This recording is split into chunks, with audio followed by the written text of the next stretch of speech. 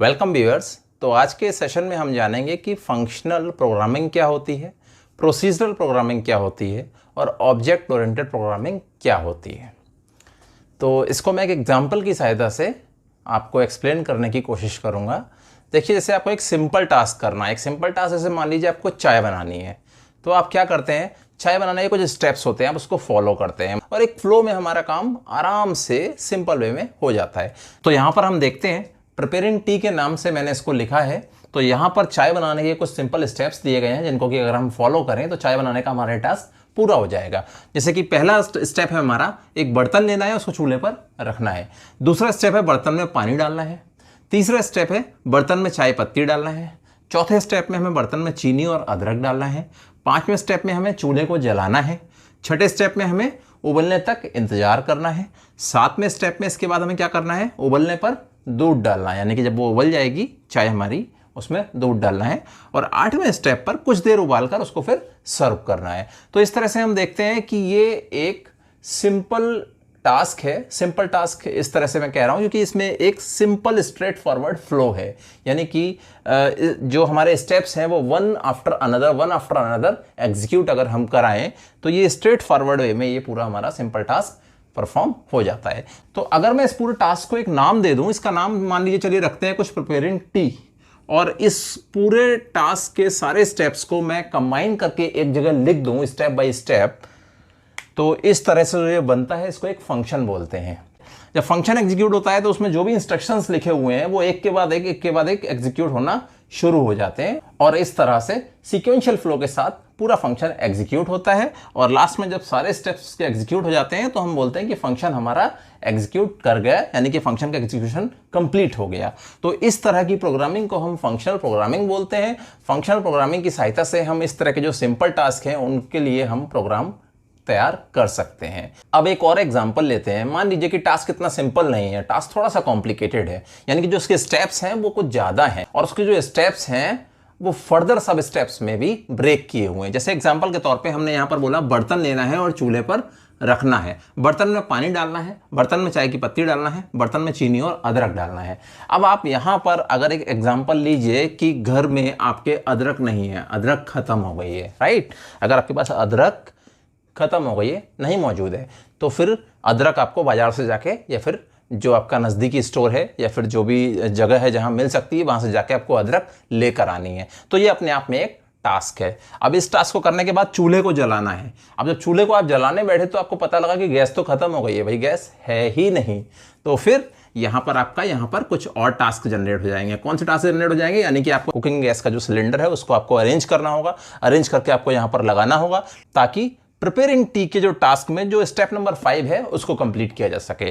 तो preparing T का जो स्टेप नंबर 5 है वो तब तक कंप्लीट नहीं हो सकता है जब तक कि आपके सिलेंडर में गैस ना हो। जब तक सिलेंडर में गैस नहीं होगी चूल्हा नहीं जलेगा। तो ये कुछ मैंने एग्जांपल आपको देने की कोशिश की। तो इस तरह की चीजें जब आती हैं तो ये एक सिंपल फंक्शन नहीं रह जाता, यानी कि इसमें किसी एक टास्क के फर्दर सब टास्क हो सकते हैं और कोई एक टास्क और भी आगे एग्जीक्यूट हो सकता है। तो जब इस तरह का हमारा फंक्शन बनते हैं तो ये अगर आप सारे के सारे स्टेप इसी में लिख देंगे तो पूरा फंक्शन इतना बड़ा हो जाएगा कि इसको समझना मुश्किल हो जाएगा, इसको मेंटेन करना मुश्किल हो जाएगा और हमारा कोड नीट एंड क्लीन नहीं दिखेगा। तो उसके लिए हम क्या करते हैं, इसे बाजार से अदरक लाना। तो आपके पास दो ऑप्शन है, या तो बाजार से अदरक लाने के सारे स्टेप आप यहीं लिख दें, यानी कि जैसे कि आपके पास स्टेप नंबर 4 है तो आप यहीं पर आप जो है स्टेप नंबर 4 का 4.1 बना दें, फिर आप उसका 4.2 बना दें, फिर आप इसका 4.3 बना दें। यानी 4.1 कि आप अपना बाइक निकालें, साइकिल निकालें या पैदल जाएं, यानी कि आप बाजार तक पहुंचे। 4.2 बाजार में आप अदरक की दुकान को ढूंढें। 4.3 जो फोर्थ स्टेप का सब टास्क नंबर 3 होगा कि आप बाजार से वो अदरक दुकान से उससे खरीदें और फिर उसके बाद में आप घर पे आए वापस, जो कि आपका 4.4 हो सकता है टास्क, और घर पर आने के बाद में फिर आप अदरक बर्तन में डालें। तो एक तो ये तरीका है इसको करने का, और एक थोड़ा बेहतर तरीका ये है कि अदरक बाजार से लाने का जो टास्क था उस टास्क के लिए आप एक सेपरेट फंक्शन लिख लीजिए। ठीक है, मान लीजिए मैं यहां आ जाता हूं और यहां पर मैं एक फंक्शन लिख लेता हूं गेट जिंजर।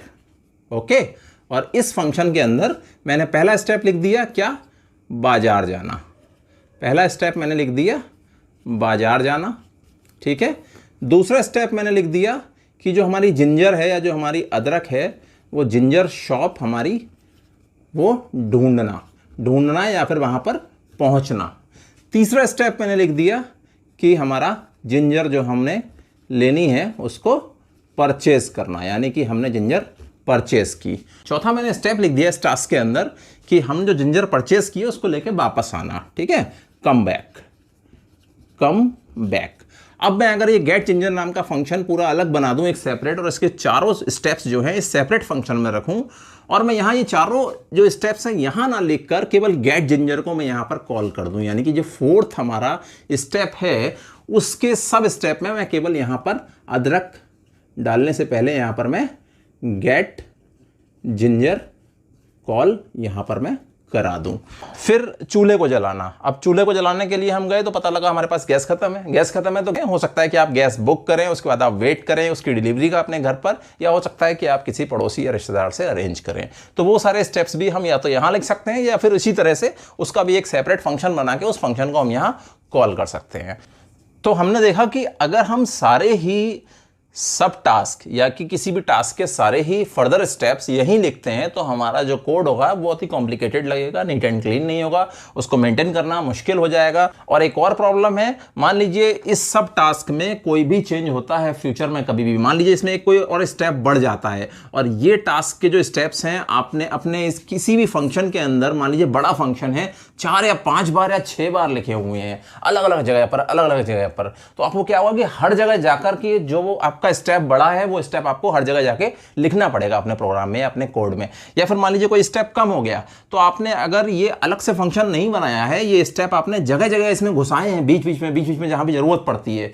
मान लीजिए आप यहां पर जिंजर वाली चीजें, कुछ ऐसा भी हो सकते हैं सब स्टेप्स जो कि हमारे कॉमन हो, जैसे कि अब मान लीजिए बाजार जाना, तो बाजार आपको अदरक लेने भी जाना पड़ सकता है, बाजार आपको गैस सिलेंडर लेने भी जाना पड़ सकता है, गैस लेने भी बेसिकली जाना पड़ सकता है। तो कभी कभी प्रोग्राम लिखते समय ऐसा होता है कि कुछ हमारे स्टेप्स होते हैं जो कि कॉमन होते हैं और वो स्टेप्स हमें कई बार यूज करने होते हैं। उस लिहाज से भी ये बेटर नहीं है कि आप वो स्टेप्स अंदर नेस्टेड फॉर्म में किसी भी स्टेप के सब स्टेप बनाकर लिखें। ऐसा करेंगे अगर आप तो क्या होगा कि अगर उसमें कोई भी चेंज करना होगा फ्यूचर में तो आपको हर जगह जाकर चेंज करना होगा। लेकिन वहीं अगर आपने उन सारे सब स्टेप्स को सेपरेट करके एक अलग से फंक्शन बना रखा है तो आपको करना बस इतना है कि जहां भी उन सब स्टेप्स की जरूरत पड़ती है आपको वो सब स्टेप्स अलग से लिखने की जरूरत नहीं है, वो फंक्शन आप पर्टिकुलर वहां पर कॉल कर लें। तो अब मान लीजिए गेट जिंजर की मुझे यहाँ पे 5 जगह का जरूरत पड़ी किसी टास्क में, तो मैं 5 जगह ये सारे स्टेप नहीं लिखूंगा, मैं 5 जगह केवल इस गेट जिंजर को लिखूंगा और इसे कॉल कर लूंगा। कॉल करने पर ये सारे स्टेप अपने आप एग्जीक्यूट हो जाएंगे, राइट। और मान लीजिए कि फ्यूचर में मुझे इस फंक्शन गेट जिंजर के अंदर कोई भी स्टेप्स कम या ज्यादा करने हैं या फिर कुछ बदलाव करना है तो मुझे वो बदलाव केवल एक ही जगह करना होगा। जहां जहां भी मैंने इसको कॉल किया हुआ है वहां पर सभी जगह बदलाव ऑटोमेटिकली दिख जाएगा, क्योंकि मैंने जो सोर्स है, जो मेन जो जहां से स्रोत चल रहा है, जो सोर्स चल रहा है हमारा कोड का, वहीं पर चेंज कर दे। जहां पर उसे कॉल करेंगे तो उसे नया चेंज कोड ही मिलेगा, लेकिन इसके लिए हमें कंपाइल कराना पड़ेगा कोड को दोबारा से। तो जब हम इस तरह के सिंपल टास्क को कंटिन्यूस स्ट्रेट फॉरवर्ड स्टेप्स में लिखते हैं तो उसको हम फंक्शनल प्रोग्रामिंग बोलते हैं। लेकिन अगर हमारा टास्क थोड़ा सा कॉम्प्लिकेटेड है, उसमें कुछ सब टास्क है या फिर कुछ सब स्टेप्स भी शामिल हैं, तो हम क्या करते हैं कि एक फंक्शन के अंदर वो सब टास्क के अलग अलग हम फंक्शन बना लेते हैं और एक फंक्शन के अंदर ही पर्टिकुलर फंक्शंस को हम कॉल करते हैं। तो इस तरह से एक फंक्शन के अंदर अदर फंक्शन या अदर मल्टीपल फंक्शंस को कॉल किया जाता है। इस तरह के स्टाइल ऑफ प्रोग्रामिंग को हम प्रोसीजरल प्रोग्रामिंग बोलते हैं। चलिए अब नेक्स्ट हम बात करते हैं ऑब्जेक्ट ओरिएंटेड प्रोग्रामिंग क्या होती है और इसकी क्यों जरूरत है। तो थोड़ी देर के लिए मान लीजिए कि ये जो आप टी प्रिपेयर करने का जो फंक्शन या प्रोग्राम जो आप लिख रहे हैं, ये प्रोग्राम आप एक सिंपल चाय बनाने का, घर में चाय बनाने का प्रोग्राम नहीं लिख रहे हैं। मान लीजिए कोई एक टी स्टॉल है या कोई एक कॉफ़ी कैफ़े है जो कि variety of T and coffee prepare करके सर्व करता है और उसके लिए हमें प्रोग्राम लिखना है या उसके लिए हमें सॉफ्टवेयर तैयार करना है। तो उस स्थिति में क्या होगा, देखिए उस स्थिति में हो सकता है कि जो बर्तन हो वो बर्तन भी डिफरेंट तरीके का हो। जैसे हांडी चाय मिट्टी के बर्तन में बनाई जाएगी और रॉयल्टी हमारे तांबे के बर्तन में बनाई जाएगी और नॉर्मल टी जो हमारे स्टेनलेस स्टील या अलग तरह के बर्तन में बनाई जाएगी। तो यहाँ पर बर्तन एक अलग रोल प्ले कर रहा है, राइट। अच्छा, अब इसके बाद में चाय चाय की पत्ती भी एक अलग रोल प्ले कर रही है। हो सकता है वो ग्रीन टी हो सकता है वो ब्लैक टी हो सकता है जो चाय की पत्ती है वो ऑर्गेनिक टी हो, या हो सकता है अदर वैरायटी ऑफ टी हो।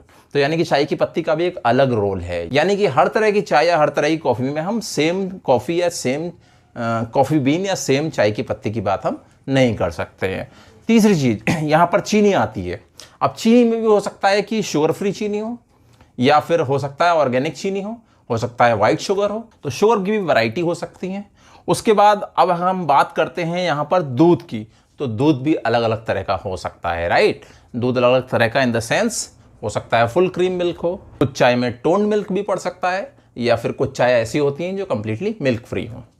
तो हम यहाँ देखते हैं कि जब हम एक कॉम्प्लेक्स सिस्टम डिज़ाइन करते हैं, यानी कि हम एक कॉम्प्लेक्स सिचुएशन या सिनारियो के लिए जब हम प्रोग्राम लिखते हैं या सॉफ्टवेयर बनाते हैं, तो उस कंडीशन में क्या होता है कि जब एक ही चीज़ अलग अलग सिचुएशन में अलग अलग रोल प्ले कर रही है, राइट, तो हम उसको एक एंटिटी बोलते हैं, यानी कि हम उसको एक एक्टर बोलते हैं या एक एंटिटी बोलते हैं, और वो ओवरऑल हमारे सिस्टम में एक अपना रोल प्ले कर रहा होता है। उसकी एक रिस्पॉन्सिबिलिटी होती है, उसका एक स्टेट होता है, उसका एक बिहेवियर होता है। जैसे मैं एग्जांपल दूं, यहाँ पर बर्तन है, बर्तन का अपना एक स्टेट होगा, बर्तन का अपना एक अलग बिहेवियर होगा। अब ये चीज़ें ये मैं बाद में आपको समझाऊंगा जब मैं फर्दर एक्सप्लेन करूंगा कमिंग सेशंस में।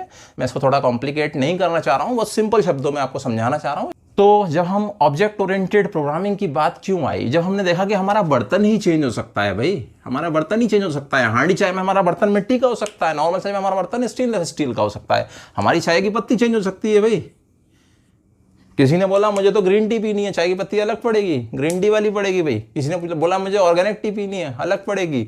तो फिर हम क्या करते हैं कि जब इस तरह की सिचुएशन आती है तो हमारी फंक्शनल प्रोग्रामिंग में हम इस तरह का कोड नहीं लिख सकते हैं।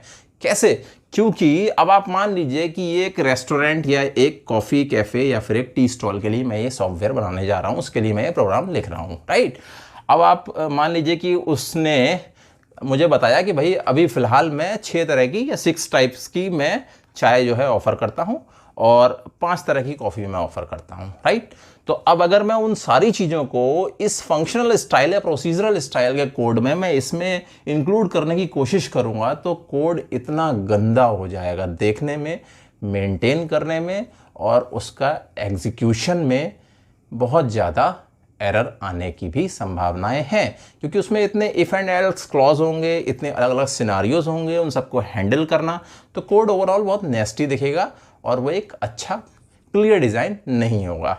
तो जब इस तरह का कुछ आता है कि जो हमारा जो प्रोग्राम है उसके अंदर जो एंटिटीज़ मौजूद हैं वो रियल लाइफ एंटिटीज़ को रिजेंबल करती हैं, तो फिर हम इस तरह के प्रोग्राम को फंक्शनल या प्रोसीजर स्टाइल में नहीं लिखते हैं। तो अब बात आती है कि हम किस तरह से लिखते हैं, ठीक है। तो इसी चीज़ को लेकर जो हमारा ऑब्जेक्ट ओरिएंटेड प्रोग्रामिंग है उसकी शुरुआत हुई। ऑब्जेक्ट ओरिएंटेड प्रोग्रामिंग में हर एक एक्टर या हर एक एंटिटी को एज ए ऑब्जेक्ट ट्रीट किया जाता है। एज ए ऑब्जेक्ट ट्रीट किया जाता है, इसका मतलब हर एक एंटिटी या हर एक एक्टर जो कि हमारा कोई ना कोई रोल प्ले कर रहा है ओवरऑल सिस्टम में, उसके लिए एक क्लास डिज़ाइन किया जाता है। वो क्लास रिप्रेजेंट करता है उस पर्टिकुलर एंटिटी या उस पर्टिकुलर एक्टर को। उस पर्टिकुलर एक्टर का जब हम क्लास का ऑब्जेक्ट बनाते हैं तो उस हर ऑब्जेक्ट का एक अपना पर्टिकुलर स्टेट होता है, एक अपनी पर्टिकुलर बिहेवियर होती है। जैसे एग्जांपल देता हूं मैं आपको, देखिए बर्तन मान लीजिए मैंने एक क्लास बनाया, राइट। हिंदी में ही बात कर लेते हैं, सीधे सीधे सिंपल समझ में आएगा आपको। मैंने एक बर्तन क्लास बनाया, राइट। अब मैं बर्तन क्लास का ऑब्जेक्ट बनाऊंगा। अब भाई जब अगर मेरी बात आएगी चाय, मेरी हांडी चाय बनाने की, तो मैं बर्तन क्लास का कौन सा ऑब्जेक्ट बनाऊंगा पता है आपको? बर्तन क्लास का जो मैं ऑब्जेक्ट बनाऊंगा उसकी प्रॉपर्टीज़ कैसी रखूंगा? उसकी प्रॉपर्टीज़ मैं रखूंगा कि भाई ये बर्तन मिट्टी का होगा, राइट, पकी हुई मिट्टी का बर्तन होगा, ठीक है। समझ में आ रही हैं चीज़ें आपको? और जब मैं इसी बर्तन क्लास का ऑब्जेक्ट बनाऊंगा अपनी नॉर्मल टी के लिए, तो मैं बनाऊंगा कि बर्तन भाई स्टेनलेस स्टील का होगा, या मेरा बर्तन जो है पीतल का होगा, ब्रास का, या फिर मेरा कॉपर का होगा, तांबे का, राइट। तो मेरा बर्तन यानी कि एक तरह से एक क्लास हो गया। इसके जब ऑब्जेक्ट बनेंगे तो डिफरेंट डिफरेंट सिनारियो के अकॉर्डिंग इसके ऑब्जेक्ट्स क्रिएट होंगे, और उन सिनारियोज के अकॉर्डिंग ही इसकी स्टेट और बिहेवियर डिसाइड होगा। स्टेट का मतलब होता है कि उसकी प्रॉपर्टीज क्या कह रही हैं, और बिहेवियर का मतलब कि उसका मेथड क्या है, मतलब कि वो कैसा बिहेव करेगा रन टाइम में, राइट। और तो दो चीज़ें मैंने अभी लगातार बोली, एक स्टेट और एक बिहेवियर। स्टेट का मतलब होता है कि उसकी प्रॉपर्टीज़ या उसकी फील्ड्स जो हैं वो क्या हैं, वो क्या वैल्यू होल्ड करती हैं, और बिहेवियर का मतलब होता है कि जो उसके मेथड्स हैं वो रन टाइम में कैसा बिहेव करेंगे, क्या आउटपुट देंगे, क्या एग्जीक्यूशन के अकॉर्डिंग उनमें आउटपुट आएगा। तो ये चीज़ जो है हमारी यहाँ से शुरुआत हुई ऑब्जेक्ट ओरिएंटेड प्रोग्रामिंग की। तो ऑब्जेक्ट ओरिएंटेड प्रोग्रामिंग में हर एक एंटिटी को, एक एक्टर को अलग सेपरेट माना जाता है, हर एक एक्टर को एक सेपरेट एंटिटी माना जाता है और हर एक एंटिटी को रिप्रेजेंट करते हुए एक क्लास बनाई जाती है और हर क्लास का ज़रूरत के हिसाब से अलग अलग इंस्टेंशिएशन किया जाता है या फिर ऑब्जेक्ट्स क्रिएट किए जाते हैं। और जब हम ऑब्जेक्ट्स क्रिएट करते हैं तो अपनी ज़रूरत के हिसाब से, अपनी ज़रूरत के नहीं, जो सिनारियो है, जो सिचुएशन है, उसकी ज़रूरत के हिसाब से उस अलग अलग ऑब्जेक्ट्स की अलग अलग प्रॉपर्टीज़ होती हैं, अलग अलग स्टेट्स होती हैं, अलग अलग बिहेवियर्स होते हैं। तो आई होप थोड़ा मैं क्लियर कर पाया हूँ आपको कि ऑब्जेक्ट ओरिएंटेड प्रोग्रामिंग क्या है। ऑब्जेक्ट ओरिएंटेड प्रोग्रामिंग को जब मैंने एक्सप्लेन किया तो मैं लगातार दो बातें बोलता रहा, एक तो ऑब्जेक्ट और एक क्लास। ठीक है, तो अब समय आता है कि मैं आपको बताऊं कि ऑब्जेक्ट और क्लास क्या होता है और उसमें डिफरेंस क्या है। तो हम ऑब्जेक्ट और क्लास क्या होता है, इनमें क्या डिफरेंस है, इसके बारे में बात करेंगे। इससे पहले मैं आपको बताता चलूँ कि मैंने ये पूरा कोर्स और इसका कंटेंट जानबूझकर हिंदी लैंग्वेज में बनाया हुआ है। इसका कारण ये है कि देखिए, इंग्लिश लैंग्वेज में ऑलरेडी बहुत सारा कंटेंट अवेलेबल है, बहुत सारे रिसोर्सेज ऑनलाइन ऑफलाइन सारे अवेलेबल हैं। तो जो भी लोग इंग्लिश में कंफर्टेबल हैं या जो टेक्निकल टर्मिनोलॉजी है उससे वो फेमिलियर हैं, तो वो ईजिली उस सारे कंटेंट को कंज्यूम कर सकते हैं, उससे सीख सकते हैं, पढ़ सकते हैं। लेकिन प्रॉब्लम आती है उनके साथ जिन्होंने अभी स्टार्ट किया है और जो इंग्लिश में इतना कंफर्टेबल नहीं है, राइट। तो जो इंग्लिश में ज़्यादा कंफर्टेबल नहीं है उनके लिए हिंदी में बहुत ही कम कंटेंट मौजूद है। टेक्स्ट बुक्स जितनी भी अवेलेबल हैं 99% इंग्लिश लैंग्वेज में अवेलेबल हैं। Online tutorials, YouTube videos, Udemy courses, most of the time they are in English. तो प्रॉब्लम क्या होता है, ऐसे लर्नर्स या ऐसे बिगिनर्स जिन्होंने अभी कॉलेज से स्टार्ट किया है या जस्ट कॉलेज पास आउट है या और साथ ही साथ वो इंग्लिश में उतना ज़्यादा कंफर्टेबल नहीं हो पाए हैं, उनको कॉन्सेप्ट समझने में थोड़ी सी दिक्कत आती है। तो ऐसे लोगों को ध्यान में रखते हुए हमने ये कोर्स डिज़ाइन किया है और हमारा प्रयास, हमारी कोशिश बस यही है कि जिनके पास रिसोर्सेज की कमी है, अगर उनको भी हम कहीं ना कहीं हेल्प कर पाएँ और थोड़ा बहुत उनको इम्प्रूव करने में हमारी तरफ से मदद हो पाए, तो ये हमारे लिए बहुत बड़ा अचीवमेंट होगा। इसी टारगेट के साथ, इसी गोल के साथ, इसी लक्ष्य के साथ हमने ये कोर्स और ये जावा का जो बिगिनर कोर्स है उसको शुरुआत की है। और इसी के साथ मैं आपसे ये कहना भी चाहूँगा कि आपको बीच में मैं जो भी एक्सप्लेन करता हूँ जिस भी वीडियो में, कहीं पर भी कोई भी डाउट हो या आपको लगता है कहीं पर आप क्लियर नहीं हुए हैं या मैं अपनी बातों को अच्छे से बता नहीं पाया हूँ या फिर मैंने कुछ गलत बोल दिया है, हो सकता है मैं भी गलत हो सकता हूँ कई जगहों पर, तो आप प्लीज़ कमेंट बॉक्स में मुझे ज़रूर बताएं। जहाँ पर भी आपको लगता है, आपको कोई डाउट है, आपको कुछ पूछना है या मुझे कुछ इम्प्रूव करना है, आप प्लीज़ मुझे बताएं। आप जब मुझे बताएंगे तभी मुझे पता लगेगा कि मेरी गलतियाँ कहाँ पर हैं, मैं कहाँ पर कमियाँ कर रहा हूँ जिनको मुझे इम्प्रूव करना है। क्योंकि देखिए, ये कोर्स मैंने आपके लिए बनाया है, तो अगर ये आपको समझ में नहीं आ रहा है, अगर ये आपको हेल्प नहीं कर पा रहा है, तो मेरी ये सारी मेहनत किसी काम की नहीं है और मैं अपनी मेहनत बर्बाद होने देना बिल्कुल भी नहीं चाहता हूँ। तो हम ये चाहते हैं कि आप प्लीज़ हमें ज़्यादा से ज़्यादा कमेंट्स में बताएं कि हम अगर कहीं पर इम्प्रूव करना चाहते हैं, आप हमें इम्प्रूव करना चाहते हैं कि हम कहीं पर इम्प्रूव करें, तो हम उसको करेंगे। कोई डाउट हो आपके, आप हमें वो बताएं, हम आपको वो क्लियर करेंगे। और मैं अपनी ईमेल आईडी आपको शेयर करूंगा, उस ईमेल आईडी पर आप अपने कोई भी डाउट्स पूछ सकते हैं। मैं वो डाउट्स आपके कोशिश करूंगा अधिक से अधिक क्लियर करने की। तो चलिए अब जानते हैं कि ऑब्जेक्ट क्या होता है और क्लासेस क्या होते हैं। देखिए, मैंने कई जगह पढ़ा है कि अ class is a collection of objects, जिससे कि मैं बहुत ज़्यादा सहमत नहीं हूँ, मैं बहुत ज़्यादा एग्री इस चीज़ से नहीं हूँ। ये जो सेंटेंस मैं पढ़ता हूँ कहीं ना कहीं मुझे लगता है कि ये अधूरा है या ये थोड़ा सा तोड़ मरोड़ के आपके सामने पेश किया जा रहा है। तो ये सेंटेंस अगर कुछ इस तरह से होता है कि अ class represents a collection of object, तो टू सम एक्सटेंट कुछ हद तक मैं इससे सहमत हो सकता हूँ। तो चलिए बात करते हैं कि एक क्लास क्या होता है। देखिए, क्लास केवल एक परिकल्पना है, एक ब्लूप्रिंट है, एक हाइपोथेसिस है, या मैं यूँ कहूँ कि एक क्लास केवल एक इमेजिनेशन है। इमेजिनेशन में इसलिए कह रहा हूँ कि जब एक क्लास को डिक्लेयर करते हैं तो एक्चुअल मेमोरी में कुछ भी क्रिएट नहीं होता है। यानी कि जब हमने एक क्लास को लिखा या उसको डिक्लेयर किया, उसकी डेफिनेशन हमने दी, तो क्लास को डिफाइन करने के बाद में, जस्ट बाद में, कंप्यूटर की एक्चुअल मेमोरी में कुछ भी अवेलेबल नहीं होता है। अनटिल अनलेस जब तक कि हम उस क्लास का ऑब्जेक्ट क्रिएट ना करें। तो इसको इस तरह से समझते हैं, मान लीजिए टाटा ने अपनी हैरियर लॉन्च की, राइट। तो टाटा ने जो हैरियर बनाई वो अलग अलग कलर में बनाई होंगी, राइट, अलग अलग ऑप्शंस में बनाई होंगी। In the sense Tata Harrier के भी अलग अलग मॉडल्स आते हैं, जैसे कि XM हो गया, XT हो गया, XZ हो गया, XZ प्लस हो गया। तो टाटा ने जो भी हैरियर बनाई, ओवरऑल जितनी भी हैरियर हैं उनका ओवरऑल अप टू 90% जो डिज़ाइन है और जो प्लेटफॉर्म है वो ऑलमोस्ट सेम है। डिफरेंस कहाँ हो सकता है? डिफरेंस हो सकता है उनके कलर में, डिफरेंस हो सकता है उनके इंजन ऑप्शन में, डिफरेंस हो सकता है उनके गियर बॉक्स में, या डिफरेंस हो सकता है उनके कॉस्मेटिक स्टाइलिंग में। तो ये जो जितनी भी हैरियर आप रोड पे देख रहे हैं ना, आप ऐसा समझिए कि ये ऑब्जेक्ट्स हैं। अब आप मुझसे पूछेंगे तो फिर क्लास क्या है? क्लास वो परिकल्पना है, वो इमेजिनेशन है जो किसी ऑटोमोबाइल इंजीनियर ने टाटा के वर्कशॉप में या टाटा के ऑफिस में बैठ के उसको डिज़ाइन किया होगा, राइट। तो कोई भी कार मैन्युफैक्चर होने से पहले क्या होता है? उसका डिज़ाइन तैयार होता है।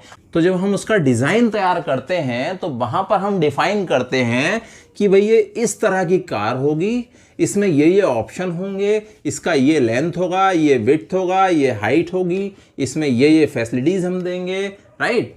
तो उस तरह की जब हम डेफिनेशन देते हैं, ध्यान रखिए अब तक कोई भी कार मैन्युफैक्चर नहीं हुई है, केवल ये कार की डेफिनेशन दी जा रही है, यानी कि इस समय कार को डिफाइन किया जा रहा है कि इसमें क्या क्या प्रॉपर्टीज हो सकती हैं, ये किस तरह से बिहेव कर सकती है, ठीक है। बिहेव कब करेगी, प्रॉपर्टीज कब होंगी? जब इसको मैन्युफैक्चर कर दिया जाएगा, यानी कि अभी ये मैन्युफैक्चर नहीं हुई है, राइट। अभी ये केवल इमेजिनेशन में है या फिर एक केवल डिजाइनिंग फेज में है, मैं ऐसा कहूँ। इमेजिनेशन तो एक सही शब्द नहीं होगा, डिजाइनिंग फेज ले लेते हैं। तो यहाँ पर क्या किया कि टाटा हैरियर को डिज़ाइन किया गया। डिज़ाइन करते समय बताया गया कि भाई हैरियर जो है वो इस तरह से दिखेगी, राइट। उसका बाई लुक इस तरह से होगी, उसकी हाइट ये होगी, विड्थ ये होगी, लेंथ ये होगी, और उसमें इंजन इतना पावर का लगेगा, ये ऑप्शंस मौजूद होंगे। तो इस तरह से इसको बोलेंगे क्लास, राइट। देन फिर क्वेश्चन आता है कि ऑब्जेक्ट क्या है? ऑब्जेक्ट क्या है कि जब ये डिज़ाइन फाइनल हो गया, ये डिज़ाइन डिक्लेयर कर दिया गया, अब इस डिज़ाइन को ध्यान में रखते हुए कार्स को मैन्युफैक्चर किया गया। जब कार्स को मैन्युफैक्चर किया गया, कोई कार तो भाई रेड कलर की आई, राइट, XM मॉडल की, ओके। कोई कार आई इनकी वाइट कलर की, पर्ल वाइट या वाइट जो भी कलर रहा हो उनका, और ये आ गई भाई XT मॉडल की, ओके। कोई और कार आई ब्लैक कलर की, मान लीजिए इन्होंने डार्क एडिशन निकाला था अपना, और ये आ गई अपनी XZ प्लस, राइट। तो क्या होगा कि ये आपके ऑब्जेक्ट्स हुए। मैन्युफैक्चर होने के बाद में अब इस हर कार का जो भी ये मैन्युफैक्चर हुई है, इसकी अपनी खुद की प्रॉपर्टी है, इसके अपने खुद के बिहेवियर हैं। प्रॉपर्टीज लाइक इसका कलर है अपना खुद का, बिहेवियर्स लाइक कि इसमें जो हमें ऑप्शंस दिए गए हैं, यानी कि जो इंजन इसका कैसा बिहेव करता है, इसका गियर बॉक्स कैसा बिहेव करता है। रन टाइम पर अगर ऑटोमेटिक है कार तो अपने आप गियर शिफ्ट होंगे, आपको गियर शिफ्ट करने की जरूरत नहीं है, ये बिहेवियर को डिफाइन करेगा। और इसके तो दो चीज़ें होती हैं, देखिए व्यूअर्स, देखिए दो चीज़ें होती हैं, एक होता है स्टेट और एक होता है बिहेवियर। स्टेट रिप्रेजेंट करता है प्रॉपर्टीज़ को ऑब्जेक्ट की, और बिहेवियर रिप्रेजेंट करते हैं जो मेथड्स हैं। किसी पर्टिकुलर क्लास में हमने जो मेथड्स डिफाइन किए हैं, तो उस पर्टिकुलर ऑब्जेक्ट के लिए वो मेथड किस तरह से बिहेव करेगा, राइट। तो अलग अलग ऑब्जेक्ट्स के अलग अलग बिहेवियर होते हैं, अलग अलग उसकी स्टेट्स होती हैं, प्रॉपर्टीज़ होती हैं। तो ये मैंने जो आपको एग्जाम्पल दिया, कोई भी कार ले सकते हैं, जरूरी नहीं टाटा हैरियर ही। टाटा हैरियर मेरी फेवरेट है, इसलिए मैंने यहाँ पर लिया। जो मैंने आपको एग्जांपल लिया, इसमें हमने देखा कि जब हमारा डिज़ाइनिंग फेज चल रहा था उस समय कोई मैन्युफैक्चरिंग नहीं हुई थी, केवल ये डिफाइन हुआ था कि ये इस तरह की कार होगी, इस तरह का इसका डिज़ाइन होगा, इस तरह की चीज़ें होंगी, और ये जो है क्लास कहलाता है। तो अगर मैं यहाँ पर इसको हैरियर बोल दूँ, HARRIER, तो हैरियर क्लास हो गया, राइट। अब जब हैरियर क्लास को मैन्युफैक्चर करके एक्चुअल में उसको मैन्युफैक्चर करके लाया गया अलग अलग फीचर्स के साथ में, तो ये उसके ऑब्जेक्ट हो गए। हैरियर का एक ऑब्जेक्ट हो गया XM, हैरियर का दूसरा ऑब्जेक्ट हो गया XT, तीसरा ऑब्जेक्ट हो गया XZ प्लस। तो इन ऑब्जेक्ट को रिप्रेजेंट करने के लिए क्या होता है, हर ऑब्जेक्ट को यूनिकली रिप्रेजेंट करने के लिए कुछ ना कुछ होता है। जैसे हर कार को यूनिकली रिप्रेजेंट करने के लिए क्या होता है, RTO से एक रजिस्ट्रेशन नंबर मिलता है, राइट। हो सकता है भाई इस कार का रजिस्ट्रेशन नंबर कुछ हो, कुछ भी, मान लीजिए इस कार का रजिस्ट्रेशन नंबर है KA01 सम XYZ05, ओके। इस कार का कुछ अपना रजिस्ट्रेशन नंबर होगा, इस कार का कुछ अपना रजिस्ट्रेशन नंबर होगा। तो ये रजिस्ट्रेशन नंबर यूनिकली आइडेंटिफाई करेंगे कार्स को। तो जावा में भी इसी तरह से होता है, या किसी भी ऑब्जेक्ट ओरिएंटेड प्रोग्रामिंग में इसी तरह से होता है।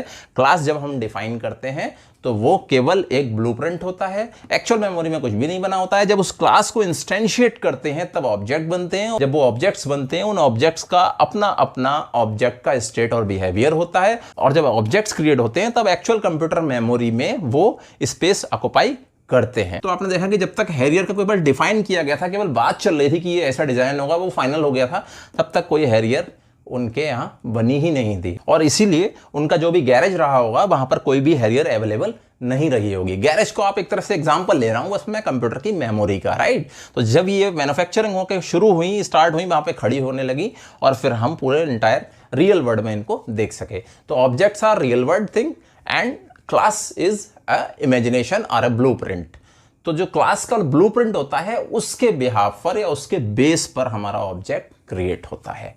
अब इसी चीज को समझते हैं एक और एग्जांपल के साथ में। एग्जांपल हम लेते हैं, चलिए जैसे मान लीजिए कोई कॉलोनाइजर है जो कि कॉलोनी को डेवलप करते हैं, कॉलोनाइजर्स जो कि कॉलोनी डेवलप करते हैं, रियल एस्टेट में काम करते हैं, और वो कोई कॉलोनी डेवलप कर रहा है जहां पर रो हाउसेस या विला हाउस बनाकर वो बेच रहा है, राइट।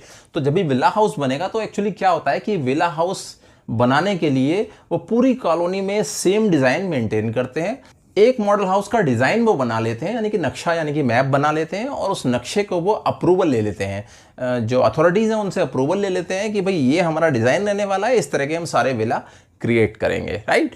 तो जो डिजाइन उन्होंने बनाया, जो मैप उन्होंने बनाया जिस पे अप्रूवल मिला उन्हें, तो जो अप्रूव्ड मैप हुआ, जो अथॉरिटीज ने उनको मैप अप्रूव कर दिया, तब तक कोई विला तो नहीं बना था। जैसे मान लीजिए, सपोज करिए ये हमारा पूरा एक लैंड है, अब ये पूरी लैंड एक्वायर कर ली किसी रियल एस्टेट डेवलपर ने, और वो यहाँ विला हाउस बना के बेचना चाहता है, और विला हाउस बना के बेचना चाहता है, तो जाहिर सी बात है कोई भी हाउस कंस्ट्रक्शन हम बिना नक्शा पास कराए नहीं कर सकते जब तक कि हम अथॉरिटीज से उसका मैप जो है उसका अप्रूवल ना ले लें। तो अब ये क्या करता है, अपने आर्किटेक्ट को बुलाता है, सिविल आर्किटेक्ट को, और उससे बोलता है कि भाई मुझे इस तरह की फैसिलिटीज चाहिए, इतना इतना एरिया मैं दूंगा हर घर को, हर विला में मैं इतना इतना एरिया दूंगा, इतने एरिया में मुझे विलास बनाने, और ये फैसिलिटीज मुझे चाहिए, इतने रूम्स चाहिए, इतना किचन चाहिए।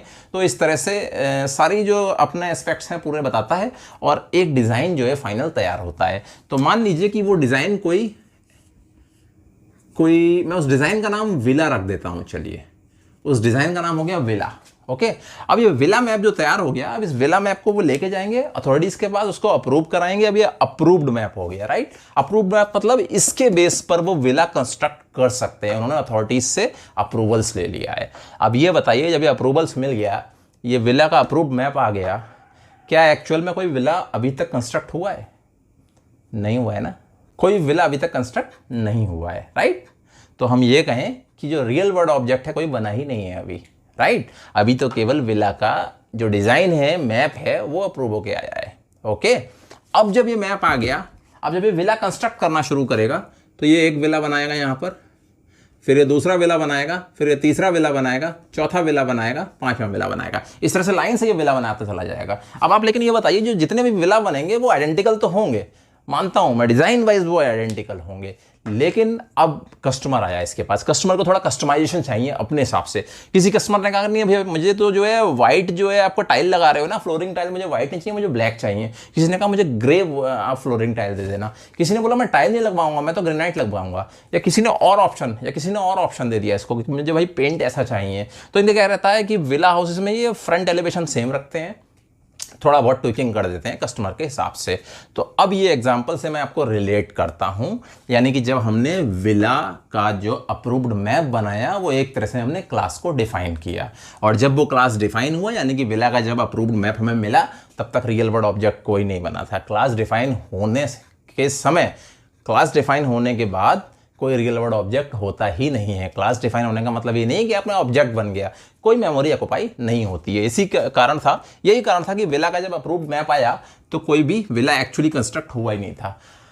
अब जब आप इंस्टेंशिएट करेंगे क्लास को, तब एक्चुअल कंप्यूटर में मेमोरी ऑक्युपाई वो करेगा। कंप्यूटर की जो प्राइमरी मेमोरी होती है, यानी कि रैम होती है, उसमें वो एक्चुअल मेमोरी ऑक्युपाई करेगा ऑब्जेक्ट। तो जब विला का मैप अप्रूव होकर आया, उस मैप के अकॉर्डिंग, उस मैप के बेस पर आपने जब इन्होंने जो है विला कंस्ट्रक्ट करना शुरू किए, अब अलग अलग विला का ये नंबर देंगे। मान लीजिए ये ए ब्लॉक है, तो इसका नंबर देंगे A1, इसका नंबर देंगे A2, इसका नंबर देंगे A3, इसका नंबर देंगे A4, इसका नंबर देंगे A5। अब जब ये विला बिक जाएंगे, इन विलाज में इनके जो ओनर्स हैं जो इन्हें खरीदेंगे वो अपने हिसाब से इनका इंटीरियर कराएंगे, अपने अपने नाम के अकॉर्डिंग इनकी नंबर प्लेट, अपने अपने नाम के अकॉर्डिंग इनकी नेम प्लेट लगेगी, जो इनके ओनर्स हैं उनके नाम के अकॉर्डिंग नेम प्लेट लगाएंगे। तो ये मैं रिलेट करता हूँ। अब हमने अगर क्लास बनाया विला, अब हम जब उसके ऑब्जेक्ट क्रिएट करेंगे तो उसके जो भी ऑब्जेक्ट क्रिएट होंगे उन ऑब्जेक्ट्स के अपने सिचुएशन के हिसाब से, अपनी नीड के हिसाब से अपने खुद का स्टेट होगा और खुद के उसके बिहेवियर्स होंगे। यानी कि जो ऑब्जेक्ट्स क्रिएट होते हैं उनका खुद का स्टेट और खुद के बिहेवियर होते हैं। तो इसी तरह से हमारे जब ऑब्जेक्ट्स क्रिएट होंगे वो हमारे जब क्रिएशन के बाद, यानी कि जब क्लास का इंस्टेंशिएशन होता है तब ऑब्जेक्ट्स क्रिएट होते हैं, और वो जब ऑब्जेक्ट्स क्रिएट होंगे तो वो एक्चुअल जो प्राइमरी मेमोरी है कंप्यूटर की उसमें मेमोरी ऑक्युपाई करेंगे। और हर ऑब्जेक्ट यूनिकली आइडेंटिफाई होता है, ये मैंने पिछले एग्जाम्पल में भी बताया। और जो ऑब्जेक्ट यूनिकली आइडेंटिफाई होता है मेमोरी में वो किस चीज़ से होता है, उसको हैश कोड बोलते हैं। हैश कोड एक्चुअली एक यूनिक इंटीजर नंबर होता है जो कि यूनिकली हर ऑब्जेक्ट को आइडेंटिफाई करता है या रिप्रेजेंट करता है, और ये हम जनरेट नहीं करते हैं बल्कि जनरेट होने के बाद हमें मिलता है। जब भी हम कोई ऑब्जेक्ट क्रिएट करते हैं तो ये इंटरनली जनरेट होता है, और इस हैश कोड की मदद से हम किसी भी ऑब्जेक्ट को यूनिकली आइडेंटिफाई कर सकते हैं। तो ये थी मेरी कुछ कोशिश आपको समझाने की। 2 लाइनों में अगर इसको समाप्त करना हो तो इस तरह से रहेगा कि क्लास एक ब्लूप्रिंट होता है जो कि डिफाइन करता है कि उसके बनने वाले ऑब्जेक्ट्स के पास किस तरह की प्रॉपर्टीज़ रहेंगी और किस किस तरह के मेथड रहेंगे। लेकिन वो प्रॉपर्टीज़ क्या वैल्यू होल्ड करेंगी और वो मेथड किस तरह का बिहेव करेंगे ये क्लास डिफाइन नहीं करता है। ये डिपेंड करता है ऑब्जेक्ट्स जब क्रिएट होते हैं उनके ऊपर। तो जब हम क्लास की इस डेफिनेशन के बेस पर इसको इंस्टेंशिएट करते हैं, यानी कि क्लास का ऑब्जेक्ट बनाते हैं, उस समय एक्चुअल कंप्यूटर प्राइमरी मेमोरी में मेमोरी ऑक्युपाई करते हैं ये ऑब्जेक्ट्स, और इन ऑब्जेक्ट्स के सारी प्रॉपर्टीज़ की अपनी एक वैल्यू होती है जिसके सेट को हम स्टेट ऑफ दैट ऑब्जेक्ट बोलते हैं। यानी कि किसी भी ऑब्जेक्ट का स्टेट उसकी जो प्रॉपर्टीज़ हैं वो क्या वैल्यू होल्ड कर रही हैं इसको रिप्रेजेंट करता है। और ये ऑब्जेक्ट्स क्लासेस में जो मेथड डिक्लेयर किए गए हैं वो इन्वोक करने पर किस तरह का बिहेवियर हमें दिखाएंगे या किस तरह का एग्जीक्यूशन के बाद हमें आउटपुट देंगे, उसे हम ऑब्जेक्ट का बिहेवियर कहते हैं। तो मैंने कोशिश की आपको बहुत ही सरल शब्दों में ऑब्जेक्ट और क्लास को समझाने की। मिलते हैं आपसे नेक्स्ट सेशन में, तब तक के लिए थैंक यू।